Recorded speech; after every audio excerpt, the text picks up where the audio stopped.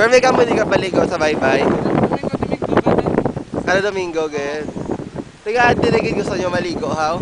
Marami ka. Mga fresh kaya Ah, di doon kahiko, man di sa baybay. Wala ka mo na, ano. Ilang bangkot namin Domingo. Hindi ay balik sa may namin tigwan. Hindi, wala ka mo na damakan. Dito ka mga, ano man, mga basura, dila, mga ihi, dila. Abot sa balay, maligas man. Abot law man. Ah. Ay, natana ka naman nila. Kaya mga pagkaon nyo, kis, ginahabol nyo lang di sa, ano, sa pampang. Ang ginagawa ka na plastic. Kagid din yung ginabotang ang plastic na yun.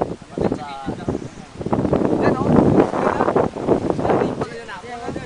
Oo, pero dalan. Oo, okay, subong man lang, may project kami, ginapamuol namon ang mga higo kay dati po nun, kay kung malapta da bala sa ano, kalaw ay man eh.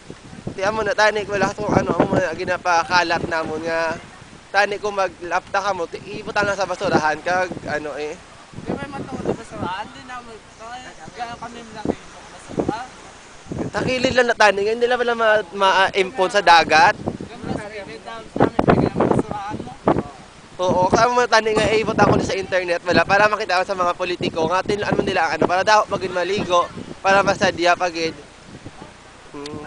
Tapos, dahil pakita mo dyan maraming daw.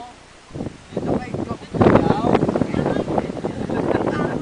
Sakto man. Ang gusto naman pinlo. Oo, di ka mo nag-ani, kay tani.